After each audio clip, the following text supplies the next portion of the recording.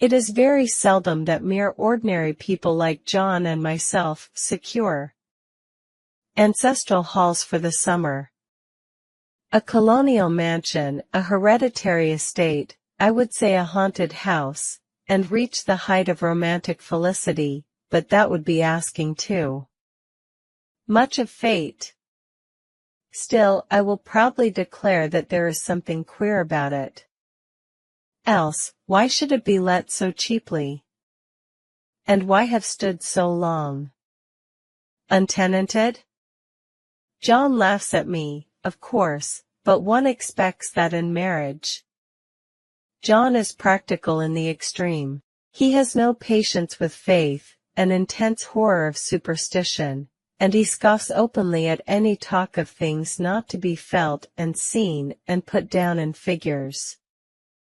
John is a physician, and perhaps I would not say it to a living soul, of course, but this is dead paper and a great relief to my mind. Perhaps that is one reason I do not get well faster. You see, he does not believe I am sick. And what can one do? If a physician of high standing, and one's own husband, assures friends and relatives that there is really nothing the matter with one but temporary nervous depression, a slight hysterical tendency, what is one to do? My brother is also a physician, and also of high standing, and he says the same thing. So I take phosphates or phosphites, whichever it is, and tonics, and journeys, and air, and exercise, and am absolutely forbidden to work until I am well again. Personally, I disagree with their ideas.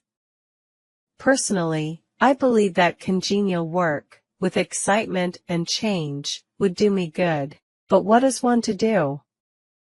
I did write for a while in spite of them, but it does exhaust me a good deal, having to be so sly about it, or else meet with heavy opposition.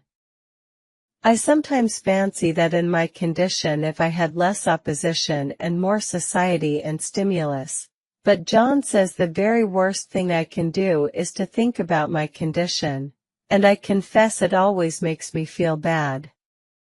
So I will let it alone and talk about the house. The most beautiful place. It is quite alone, standing well back from the road, quite 3 miles from the village. It makes me think of English places that you read about, for there are hedges and walls and gates that lock, and lots of separate little houses for the gardeners. And people. There is a delicious garden. I never saw such a garden, large and shady, full of box-bordered paths, and lined with long grape-covered arbors, with seats under them. There were greenhouses, too, but they are all broken now. There was some legal trouble, I believe, something about the heirs and co-heirs. Anyhow, the place has been empty for years. That spoils my ghostliness, I am afraid, but I don't care. There is something strange about the house, I can feel it. I even said so to John one moonlight evening, but he said what I felt was a draught, and shut the window. I get unreasonably angry with John sometimes. I'm sure I never used to be so sensitive. I think it is due to this nervous condition. But John says if I feel so I shall neglect proper self-control. So I take pains to control myself, before him, at least, and that makes me very tired. I don't like our room a bit. I wanted one downstairs, that opened on the piazza and had roses all over the window, and such pretty old-fashioned chintz hangings. But John would not hear of it.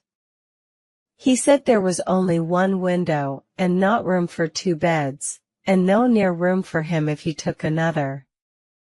He is very careful and loving, and hardly lets me stir without special direction. I have a scheduled prescription for each hour in the day. He takes all care from me, and so I feel basely ungrateful not to value it more. He said we came here solely on my account, that I was to have perfect rest and all the air I could get. Your exercise depends on your strength, my dear, said he, and your food somewhat on your appetite, but air you can absorb all the time. So we took the nursery, at the top of the house. It is a big, airy room, the whole floor nearly, with windows that look all ways, and air and sunshine galore. It was nursery first and then playground and gymnasium, I should judge, for the windows are barred for little children, and there are rings and things in the walls. The paint and paper look as if a boys' school had used it. It is stripped off, the paper, in great patches all around the head of my bed, about as far as I can reach, and in a great place on the other side of the room low down. I never saw a worse paper in my life. One of those sprawling flamboyant patterns, committing every artistic sin. It is dull enough to confuse the eye in following, pronounced enough to constantly irritate, and provoke study, and when you follow the lame, uncertain curse for a little distance they suddenly commit suicide, plunge off at outrageous angles, destroy themselves in unheard of contradictions. The color is repellent, almost revolting, a smoldering, unclean yellow, strangely faded by the slow-turning sunlight. It is a dull yet lurid orange in some places, a sickly sulphur tint in others. No wonder the children hated it. I should hate it myself if I had to live in this room long. There comes John, and I must put this away, he hates to have me write a word. We have been here 2 weeks, and I haven't felt like writing before, since that first day. I am sitting by the window now, up in this atrocious nursery, and there is nothing to hinder my writing as much as I please, save lack of strength. John is away all day, and even some nights when his cases are serious. I am glad my case is not serious. But these nervous troubles are dreadfully depressing. John does not know how much I really suffer. He knows there is no reason to suffer, and that satisfies him. Of course it is only nervousness. It does weigh on me, so not to do my duty in any way. I meant to be such a help to John, such a real rest and comfort, and here I am a comparative burden already. Nobody would believe what an effort Nobody would believe what an effort it is to do what little I am able, to dress and entertain, and order things. It is fortunate Mary is so good with the baby. Such a dear baby. And yet I cannot be with him, it makes me so nervous. I suppose John never was nervous in his life. He laughs at me so about this wallpaper. At first he meant to repaper the room, but afterwards he said that I was letting it get the better of me, and that nothing was worse for a nervous patient than to give way to such fancies. He said that after the wallpaper was changed it would be the heavy bedstead, and then the barred windows, and then that gate at the head of the stairs, and so on. You know the place is doing you good, he said, and really, dear, I don't care to renovate the house just for a 3 months' rental. Then do let us go downstairs, I said, there are such pretty rooms there. Then he took me in his arms, and called me a blessed little goose, and said he would go down cellar if I wished, and have it whitewashed into the bargain. But he is right enough about the beds and windows and things. It is as airy and comfortable a room as anyone need wish, and, of course, I would not be so silly as to make him uncomfortable just for a whim. I'm really getting quite fond of the big room, all but that horrid paper. Out of one window I can see the garden, those mysterious, deep-shaded arbors, the riotous old-fashioned flowers, and bushes, and gnarly trees. Out of another, I get a lovely view of the bay, and a little private wharf belonging to the estate. There is a beautiful shaded lane that runs down there from the house. I always fancy I see people walking in these numerous paths and arbors, but John has cautioned me not to give way to fancy in the least. He says that with my imaginative power and habit of story-making, a nervous weakness like mine is sure to lead to all manner of excited fancies, and that I ought to use my will and good sense to check the tendency. So I try. I think sometimes that if I were only well enough to write a little, it would relieve the press of ideas and rest me. But I find I get pretty tired when I try. It is so discouraging not to have any advice and companionship about my work. When I get really well, John says we will ask Cousin Henry and Julia down for a long visit, but he says he would as soon put fireworks in my pillowcase as to let me have those stimulating people about now. I wish I could get well faster. But I must not think about that. This paper looks to me as if it knew what a vicious influence it had. There is a recurrent spot where the pattern lolls like a broken neck, and two bulbous eyes stare at you upside down. I get positively angry with the impertinence of it and the everlastingness. Up and down and sideways they crawl, and those absurd, unblinking eyes are everywhere.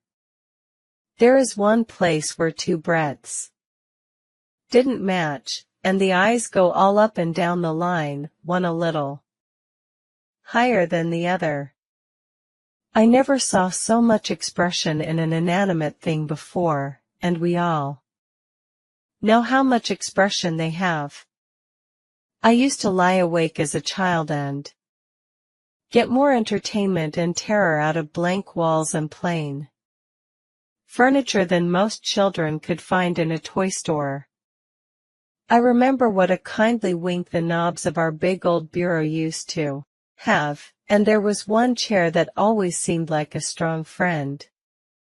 I used to feel that if any of the other things looked too fierce, I could always hop into that chair and be safe. The furniture in this room is no worse than inharmonious, however, for we had to bring it all from downstairs. I suppose when this was used as a playroom they had to take the nursery things out, and no wonder. I never saw such ravages as the children have made here. The wallpaper, as I said before, is torn off in spots, and it sticketh closer than a brother. They must have had perseverance as well as hatred. Then the floor is scratched and gouged and splintered, the plaster itself is dug out here and there, and this great heavy bed, which is all we found in the room, looks as if it had been through the wars. But I don't mind it a bit, only the paper. There comes John's sister. Such a dear girl as she is, and so careful of me. I must not let her find me writing. She is a perfect and enthusiastic housekeeper, and hopes for no better profession. I verily believe she thinks it is the writing which made me sick. But I can write when she is out, and see her a long way off from these windows. There is one that commands the road, a lovely, shaded, winding road, and one that just looks off over the country. A lovely country, too, full of great elms and velvet meadows. This wallpaper has a kind of sub-pattern in a different shade, a particularly irritating one, for you can only see it in certain lights, and not clearly then. But in the places where it isn't faded, and where the sun is just so, I can see a strange, provoking, formless sort of figure, that seems to sulk about behind that silly and conspicuous front design. There's Sister on the stairs. Well, the 4th of July is over. The people are gone, and I am tired out. John thought it might do me good to see a little company, so we just had Mother and Nellie and the children down for a week. Of course I didn't do a thing. Jenny sees to everything now. But it tired me all the same. John says if I don't pick up faster, he shall send me to where Mitchell in the fall. But I don't want to go there at all. I had a friend who was in his hands once, and she says he is just like John and my brother, only more so. Besides, it is such an undertaking to go so far. I don't feel as if it was worth while to turn my hand over for anything, and I'm getting dreadfully fretful and querulous. I cry at nothing, and cry most of the time. Of course I don't when John is here, or anybody else, but when I am alone. And I am alone a good deal just now.